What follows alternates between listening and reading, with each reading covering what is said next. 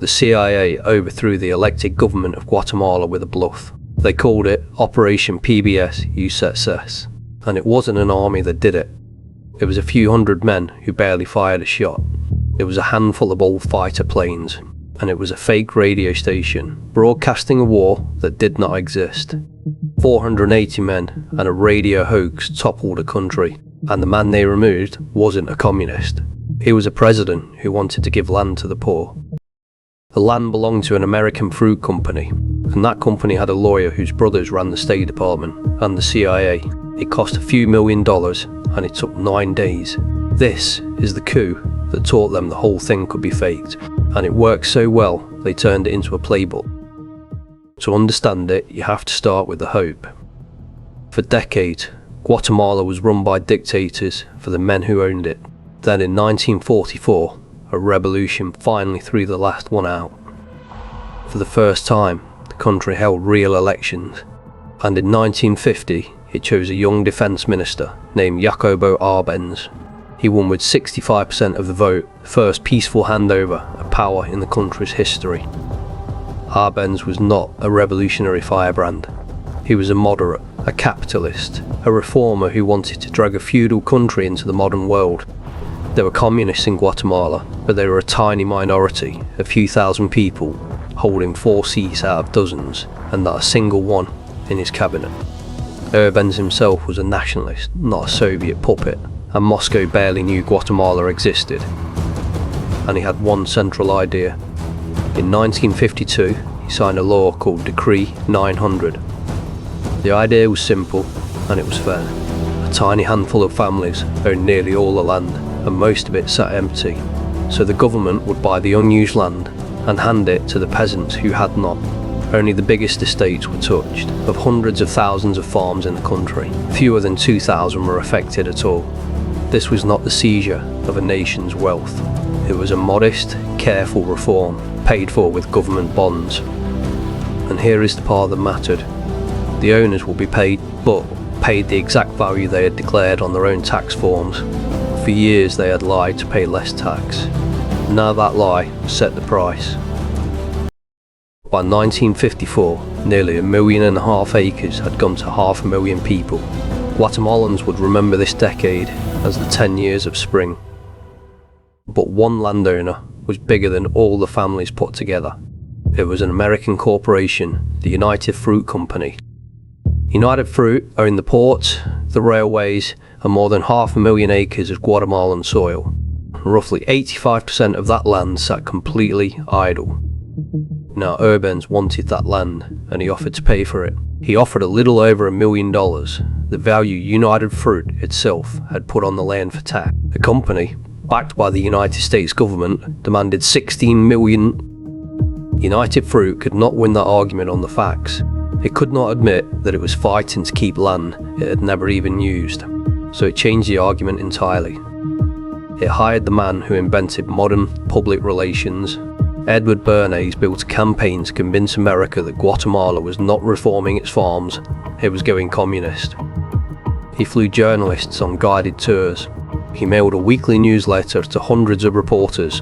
He handed Congress an anonymous report screaming that a Soviet beachhead had opened in the Americas. It was one of the great con jobs in the history of public relations. A dispute over some idle banana fields had been rewritten as the front line of the Cold War. And the message landed on exactly the right desks. The Secretary of State was John Foster Dulles. His brother, Alan Dulles, ran the CIA. And both brothers came from the law firm that had represented United Fruit for years. The company's grievance and the government's foreign policy had become the same thing. So Washington decided the reformer had to go. In 1953, President Eisenhower authorized the operation, and the CIA gave it a name, PBSUCCESS. They had a budget of nearly $3 million and more than 100 officers on the job, and they had a frontman, an exiled Guatemalan colonel named Carlos Castillo Armas. They even sent an ambassador, John Purifoy, who cabled home that if Arbenz was not a communist, he would certainly do until one came along. But here is the secret at the heart of it all. Castillo Armas did not have an army. He had about 480 men, split into 4 ragged little teams. Against a real national army, 480 men are nothing. So the CIA never planned to win a war. It planned to convince Guatemala that it had already lost one. The first weapon was the sky. A small fleet of old fighter planes, flown by American and mercenary pilots, bombed and strafed the towns, not to destroy an army, but to spread panic. The second weapon was a lie on the radio. The CIA set up a pirate station it called the Voice of Liberation, run by an officer named David Atlee Phillips. Exiles recorded the scripts in Miami. The broadcast described a huge rebel army sweeping across the country, columns advancing, towns falling, soldiers defecting. None of it was real. And when the government's own radio station briefly went off the air, the CIA simply stole its frequency and kept broadcasting the lie. For a whole country with no other news, the fake war became the only war it could hear. And in a drawer in Washington, the planners had gone further still. They had drawn up lists of officials to eliminate and written a 19-page manual on how to do the killing with a hammer, a knife, or anything hard and heavy, and two-hand. On the 18th of June 1954, Castillo Armas crossed the border from Honduras, and on the ground, the attack was almost a joke. His columns barely fought. One group of 60 men was simply arrested across the border. Another was mauled and stopped cold. In real fighting, the rebels lost, barely 100 of them, killed or captured, and Arbenz's army losing almost no one. On paper, the coup was already failing.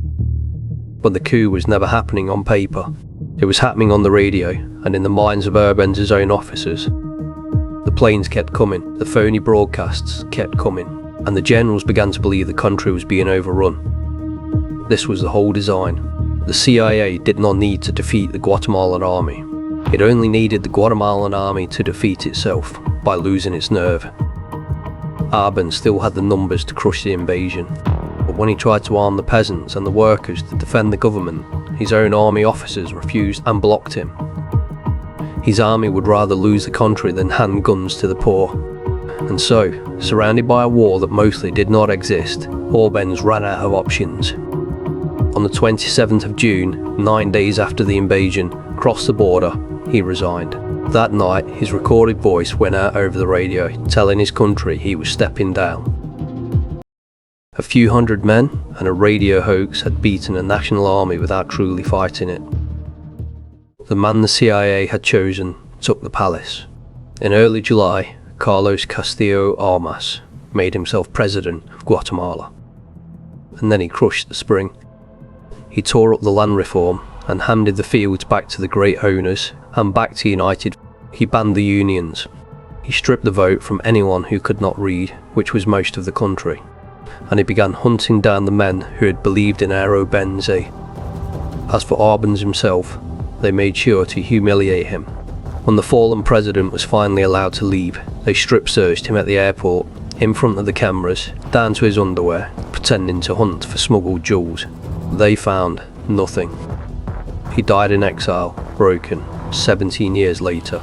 The 10 years of spring were over, and they would not come again. But the real cost was not paid by one man, it was paid by the country. The coup put the first US-backed colonel in the palace, and behind him came a chain of military rulers. Within a few years, Guatemala slid into a civil war that would last 36 years. And that war did not end with a coup, it ended with a genocide. When it was finally over, the Truth Commission counted the dead. Over those 36 years, roughly 200,000 Guatemalans were killed or disappeared. The commission found that the military the coup had installed was responsible for the overwhelming majority of the killing. More than 8 in 10 of the identified victims were indigenous, Maya, and in the early 1980s, the army's campaign against them became genocide. None of that was ordered from Washington in 1954. No one in that operation planned 200,000 graves, but the road to it started there. The coup ended the 1 decade of democracy Guatemala had ever known and put the gun in the hands that would use it. The coup lit the fuse and the country burned for 36 years. And the CIA the CIA kept its own record of what it did. In 1997, it declassified its internal history of the operation, the planning, the phony broadcasts, even the assassination manual. It is public, you can read it yourself. And in 1999, a US president stood in Guatemala City and admitted the United States had been wrong to support the forces that did the killing. But by then, the lesson had already been learned by the wrong people, because Guatemala was not a one-off. The year before, the same CIA had done the same thing to Iran. Years later, it would do it again in Chile. Overthrow a government for a corporation, dress it up as fighting communism, and let a few planes and a fake radio station do the work of an army. Guatemala is where they learned it worked.